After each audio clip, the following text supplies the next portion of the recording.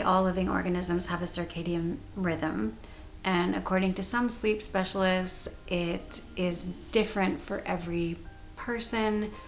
And this goes back to evolution and the different needs that we had based on our lifestyles. So for example, if you were someone, not you specifically, obviously, because you're here now, but because some people would have to stay up and watch at night for danger, and other people would sleep at night, or we took turns. I don't remember. This is fourth-hand information I'm sharing with you that I should have probably looked up before I impulsively decided to talk about it. But all that to say is that I think that if this is true, I would be somebody who would be awake very early in the morning and then again late at night. I really should have looked this up. I think there might even be names for these things. There probably are.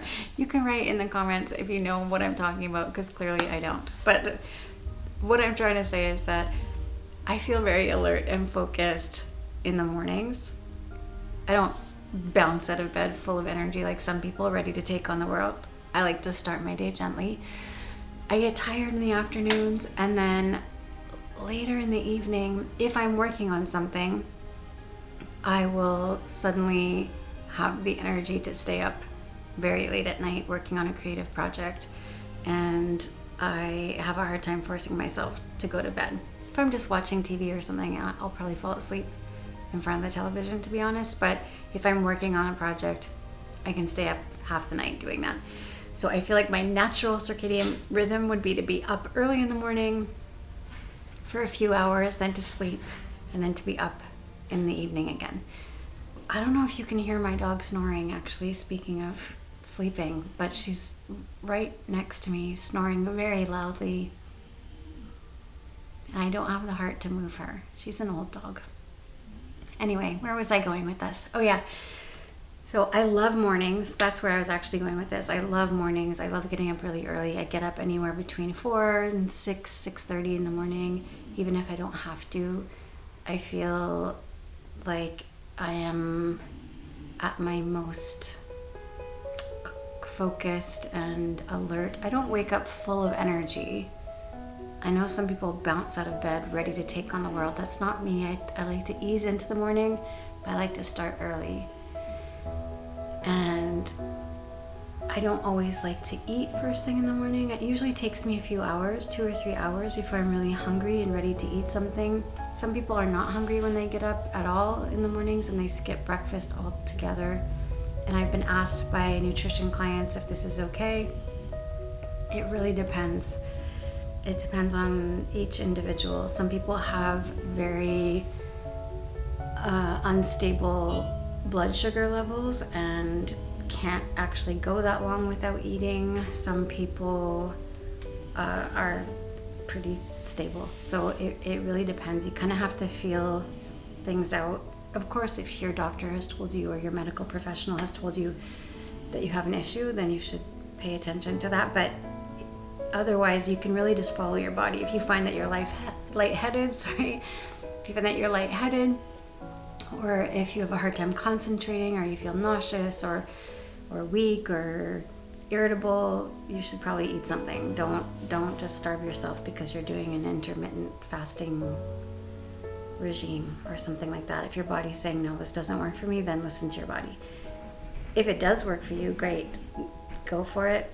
The only thing that I would recommend is that when you do finally eat, make sure that you're eating something that has nutritional value, that has some protein, that has real energy. So not empty carbs like white bread and jam or a pastry. Don't just have a croissant and a coffee in the morning to start your day. That's not very sustaining. And what will happen is that if you haven't been eating, which you haven't because you've been sleeping, but also especially if you extend your fast and then the first thing you eat is something that will make your blood sugar skyrocket, and then you'll crash shortly afterwards, you're not helping yourself in any way. So if you are fasting or you've gone several hours without eating, even if you weren't sleeping, it's really important to eat something that is sustaining and has nutritional value and some protein and whole grains, whole carbohydrates. So that is my advice to you. Not that you asked for it, but I just derailed, and we talked about that. When I do eat in the morning, I try and eat something that's going to be sustaining and energizing and will make me feel grounded. So not too huge of a breakfast, so I'm not just feeling sluggish and tired, but still something that gave me some kind of energy and nutrition to start the day. For the longest time, I didn't like having toast for breakfast, and I think it's because I got bored, because I was always putting either peanut butter or jam or peanut butter and jam on my toast. And at some point, I started getting more creative, and now I love having toast for breakfast because there's so many different things you can put on it. So sometimes I'll put hummus with some vegetables and microgreens and either some flax or chia or hemp seed for extra omega-3s. Sometimes I'll just mash white beans with some olive oil and salt and pepper. You could try black beans with some sliced avocado. And whether it is chickpeas or some other beans, it's also a really great way to start the day with protein.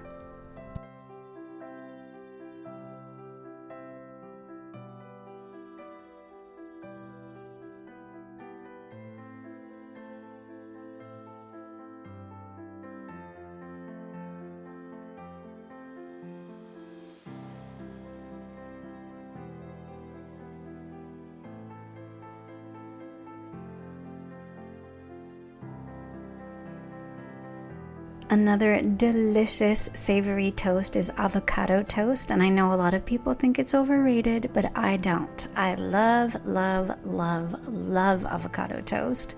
And sometimes I'll put sliced tomatoes on it, or sliced peppers, or even a bit of jalapeno if we have some.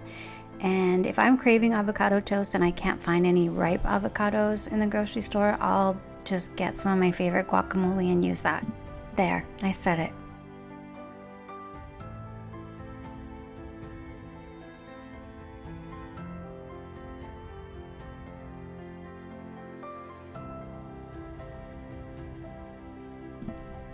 I'll often put almond butter on my toast, and I especially love it in the autumn because I find it goes so nicely with autumn fruits like pears and figs and even plums.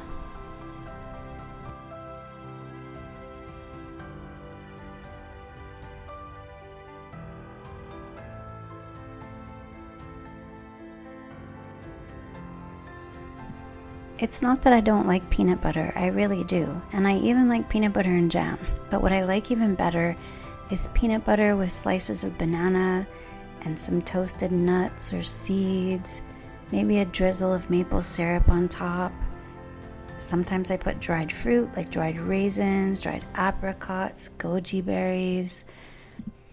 Toast can be delicious, really, really simple, like with just a little bit of veggie butter or even olive oil. But sometimes you just want to have like a whole party on your toast.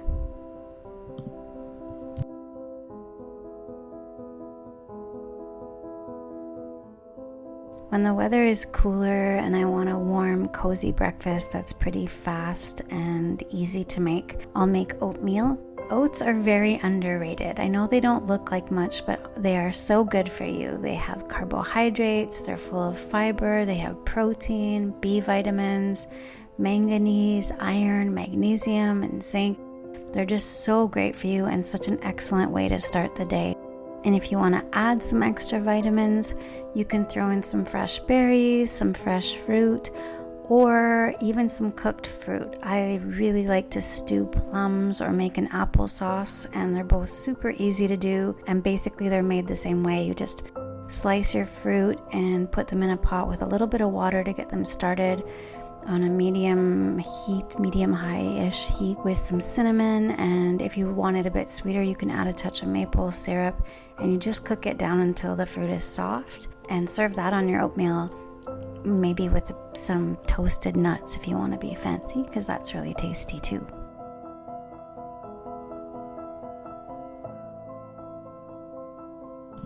Speaking of how amazing oats are for you, another definite go-to breakfast at my house is granola with some plant-based yogurt or coconut kefir, and some fresh fruit.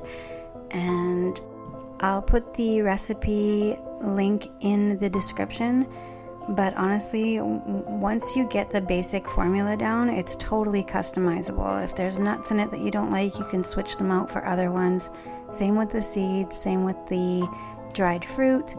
And if you want to change some of the ingredients out because you're being seasonal or festive, that's really easy to do as well. So maybe around the holidays, you'd rather put cranberries in it instead of raisins or whatever. Anyways, you'll see what I mean as we go. Basically, we start with rolled oats. I usually add some coconut flakes or shredded coconut if I have any in the house. And I'll add some pumpkin seeds. Usually I will probably also throw in some sunflower seeds. And either chia or flax seeds as well. So all these seeds are giving you a nice omega fatty acid boost as well. I'll usually put in cashews, and not always, but sometimes I'll also chop up some dried fruits, so dried apricots or dates, or I'll throw in some raisins. The dates I'll try and cut up a bit bigger because they tend to dry out faster, I find, in the oven, and it's not fun if you have dry, hard little bits of fruit, but that's also why we're going to cook it at a pretty low temperature. I'll melt some coconut oil and add a couple of tablespoons of maple syrup just to sweeten it a bit. I put in some tahini. I love tahini so much. It's so, so good. And then I'll add also some almond butter or other nut butter depending on what I have in the house. And then I add to this mixture some vanilla, and then I whisk it really, really well. Try and get as many of the lumps and bumps out from the nut butter as possible.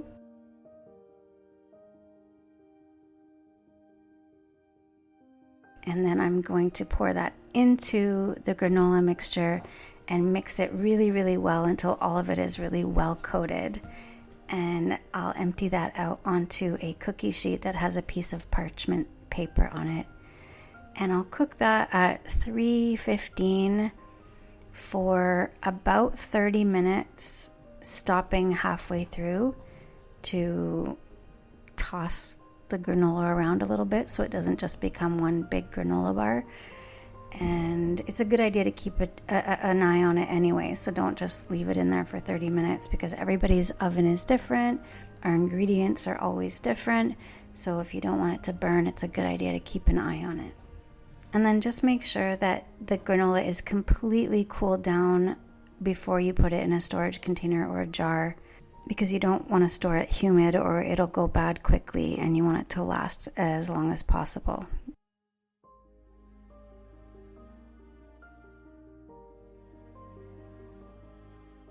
I didn't show you my favorite breakfast, which is tofu scramble, but only because usually when I make it, it's usually more on the weekend when I have more time. Not that you can't make it fast and easy, you really can, but I usually make it more on the weekend as, you know, a brunch with roasted potatoes and other sides, and there's a video coming out very, very soon where I'll show you exactly what I do.